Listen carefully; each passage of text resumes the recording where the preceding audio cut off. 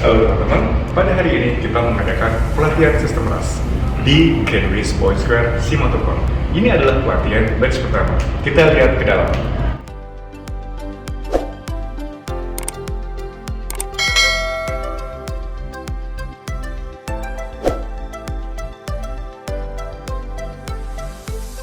Ini adalah pelatihan budidaya ikan nila dengan sistem RAS yang pertama kali kami lakukan.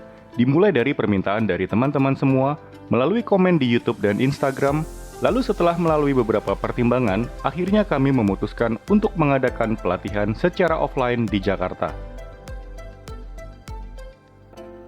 Pelatihan ini dihadiri oleh 30 peserta, yang berasal dari berbagai kota di seluruh Indonesia, mulai dari Jabodetabek, Bengkulu, Pekanbaru, Riau, Banjarmasin, Balikpapan, Tasikmalaya, Sumedang, Bandung, dan Palembang.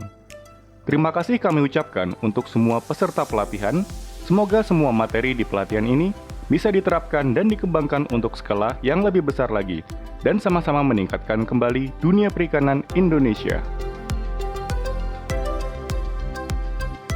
Sebelum kita mulai, alangkah baiknya kita berdoa supaya apa yang kita lakukan hari ini menjadi berkah buat kita semua. Ilmu yang didapat bisa diterapkan dan bisa disebarkan lagi di ilmu yang bermanfaat buat kita semua. Berdoa menurut agama dan kepercayaan masing-masing, dipersilakan. Oke, pagi Bapak Ibu, terima kasih sudah datang. Nggak nyangka, tapi seperti yang sudah disampaikan Mas Ranu, sedikit cerita kenapa training ini terjadi, gitu ya. Jadi saya memulai ini laku itu sendirian. Awalnya hanya sekedar untuk sharing knowledge. Cuma kemudian banyak yang masuk mempertanyakan kapan ada pelatihan. Saya tertrigger. Sepertinya banyak yang butuh, gitu. Tapi berhubung saya masih bekerja, saya nggak bisa nih atur waktu, koordinasi segala macam. Saya ingin Bapak Ibu yang belum pernah melakukan budidaya sama sekali, angkat tangan. Oke, Bapak Ibu bisa lihat semua di sini ya. Artinya semua orang di sini ingin mendapatkan ilmu. Maka dari itu saya tekankan, materi yang akan saya bikinkan harapannya menggunakan bahasa yang sederhana, tidak kompleks, supaya bisa dipahami oleh rekan-rekan yang belum memulai sama sekali. Jadi untuk teman-teman yang sudah memulai, ya berusaha menyesuaikan. Nanti kalau ada pertanyaan yang lebih detail, lebih spesifik, bisa tanya langsung ke saya saja. Saya takutnya begitu saya bahas yang terlalu teknis, teman-teman yang belum memulai pusing. Gitu ya Bapak ya, setuju ya? Oke, sip. Kita mulai, bismillahirrahmanirrahim. Oke, sebelum mulai saya ingin memperkenalkan diri saya dulu. Jadi teman-teman semua di sini pasti sudah pernah melihat saya di YouTube. Karena saya yakin teman-teman bisa datang ke tempat ini karena lihat YouTube saya. Bener ya? Di situ saya nggak mau gagal lagi. Saya berusaha dari kolam kecil dulu. Artinya kalau kolam kecil hidup sampai panen, berarti ini bisa dikembangkan. Nah, Budik Damber ini buat saya berpikir gimana caranya lahan yang terbatas kita bisa maksimalkan dengan ember, hanya dengan ember. Nah, Budik Damber ini alhamdulillah berhasil. Jadi ikan-ikan itu saya tebar dari usia ukuran 8-10 cm. Terus kemudian saya hitung, loh kok 3 bulan udah gede ya, udah sekilo lima. Wah, ini berarti berhasil nih. Nah, kalau sudah berhasil, baru saya berani menginformasikan atau publish di internet supaya orang-orang juga nggak salah. Jadi saya publish tuh, jadi kalau di YouTube ada sistem Budik Damber yang pertama, yang tahun 2020, itu hasil eksperimen saya yang bisa dibilang itulah cikal bakal dari kolam-kolam yang sekarang. Nah, dari Budik Damber itu, konsepnya saya ikuti sama persis, saya tiru sama persis, saya kembangkan kolam fiber.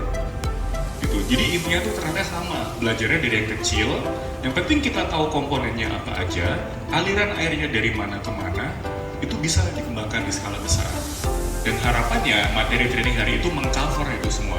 Jadi Bapak Ibu sepulang dari sini, besok ya hari terakhir, itu bisa mengembangkan sendiri versi besarnya kolam masing-masing sesuai keinginan Bapak Ibu. Tapi tetap kaidah-kaidahnya sesuai dengan yang akan kita informasikan di sini.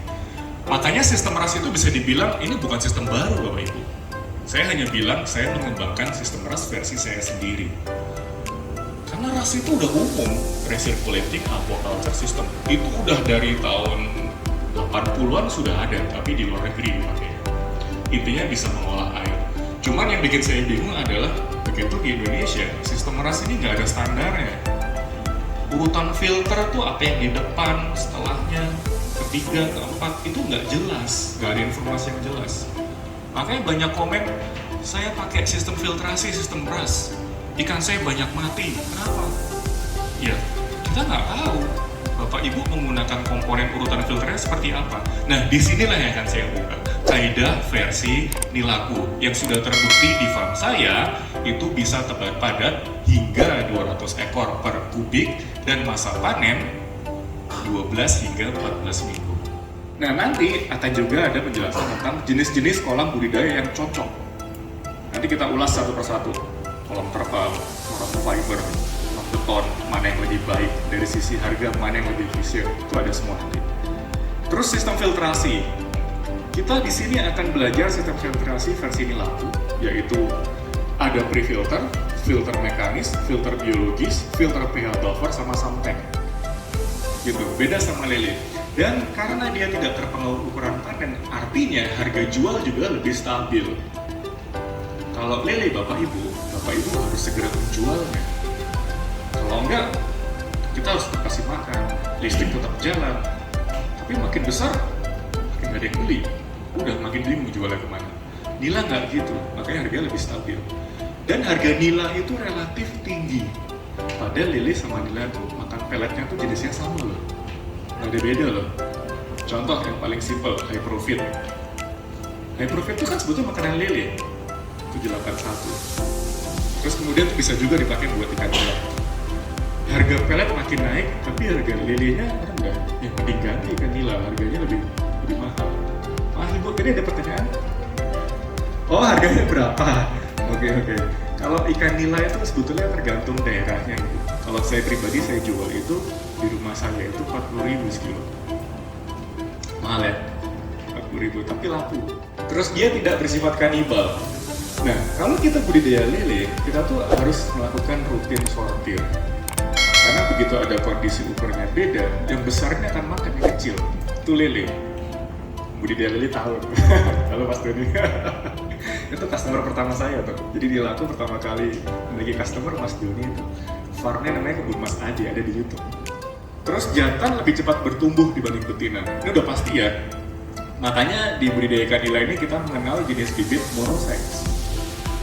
Mono itu satu kelamin. Artinya kita hanya membudidayakan yang jenisnya jantan.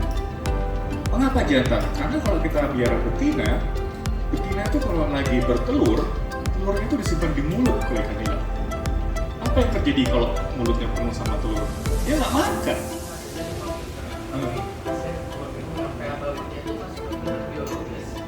Itu nge-print dari YouTube saya. Dirangkum sendiri. Luar biasa. Salut. Oke, jadi ini adalah versi simplifikasi dari YouTube saya sebelumnya. Tadi pertanyaan pH buffer masuk di mana? Di sini.